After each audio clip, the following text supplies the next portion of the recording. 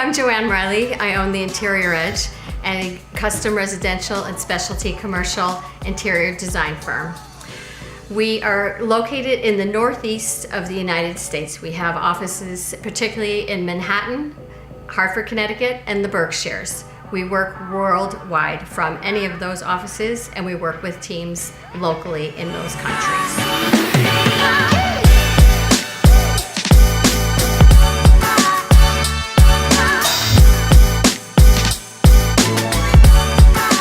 I've been in business since 1990, and I've been lucky enough to have my beautiful sister, Donna Riley, do the promotion for my company for many years.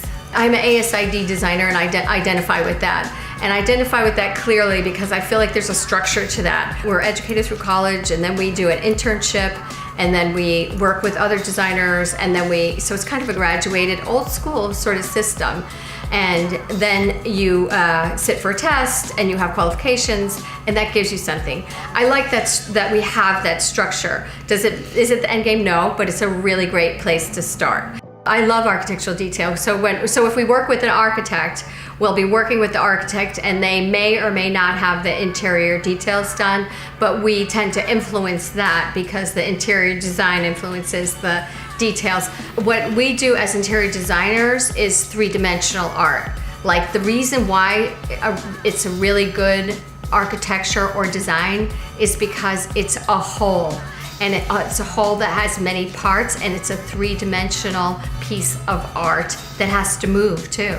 We all mostly work virtually. I now choose to have some people that are here with me in the office, but all my assistants in different cities work virtually, and we get together when we're working on a job site or when we're planning or working as a team. And to me, it makes no difference. When I work virtually, it's like I'm in the room with them. I have the same relationship.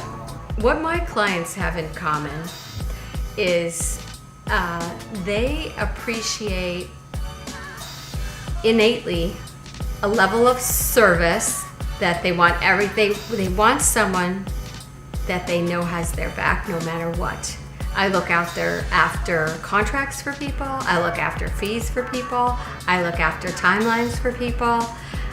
Most of my clients are very busy. They're doing a lot of things. Now, a lot of them too are retired because it's been over many years, and I've done 4 and 5 houses for them. I have the very first client I ever had is still my client, and her son is my client. And the year that happened, I felt like thrilled. I was like, this is so cool to go from one generation to the next. We can do that. We can help them find a house. We can look at different houses for them and see if it's going to be something that we can make into something they want within a reasonable amount of time and money and all that kind of thing. Or we can come to a space that they've already decided on, and we could go from the architectural plans, influence anything that needs to be influenced or changed, right through to every single detail. I mean, literally every accessory, everything. You know, I think a lot of times people try to separate their lives. This is my work and this is my family life, and I never felt that way with our parents. I always felt like what was going on in their lives was part of what was going on in our lives, and so it was part of how they taught us how to live. I also have discipline. I have a pretty strict discipline on my work hours. I tell them, even though I work for myself, I make myself have hours. And that way I have parameters in which to work by. When you're a creative, you kind of like are thinking all the time. So you're not literally working in those hours, but it gives you a good basis.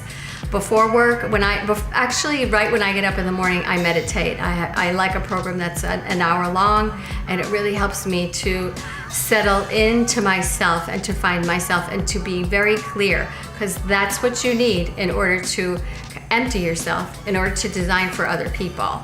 The reason I became an interior designer is because my family had furniture stores. And in furniture stores in modern day, they work nights, they work weekends, they work all the time. I said, I'm not doing that. I'm going to design school. And so that was my dream, was to never work on the weekend. Little did I know I would fall in love with what I do. And so I keep a structure for myself. I keep hours for myself in my head. I don't have to work those hours necessarily, but I try to stay within those parameters so that I do have off time. What happens when you're inspired? Your work comes to you. It knocks on the door for you. But sometimes, like, I have the best idea and I'm gonna sketch it out. Believe me, I'm not gonna let it go. Or I love my office, so I can come here and just put some stuff together quickly, or shoot off emails at 4 o'clock in the morning, because that's what I'm inspired to do. And it's not work for me. I will say at this point, because I was lucky enough to have GetResponse help me get back started again in my business, I am working a lot more than I was working. But again, yeah, I'm inspired. I'm so excited to do it. We have a really personal business, so email marketing is a great form of marketing for us. The challenges of marketing today are to speak to people quickly enough and often enough, and in a way that they're ready to hear you. For me, GetResponse has been an amazing platform. I've been with GetResponse for a really long time. I chose it because I felt like it was a better product, and for, of course, a better price than any of the competitors that I researched. And so to really be able to have a platform where I can on an ongoing basis reach the people that Joanne is in touch with on a regular basis, both through the newsletter platform that you have, which is really easy to use, I will say. I love the page builder. To be able to quickly drag and drop and get things going and make a visual picture and get the right words on the page, and then sort of really craft that from there is really important, and to do it quickly. You have very good automation, which is a nice perk when you're trying to do things quickly and with a small in-house staff. So that has been a real benefit for us. I really love the ability to segment the list so that you can really sort of navigate through large lists and be able to talk to people in the way that makes sense. Joanne is a designer, obviously, and so she is really opinionated, and rightly so, about what her emails look like. And so in the past, we didn't really get to design them. We were lucky we put words on the page, you know? But now, really, she can specify the exact color. She can have a lot of control over things. We're big on her newsletter. We really like using different backgrounds so that we can sort of set the environment of that space that people are in, so it can be treated like a space that she's designing.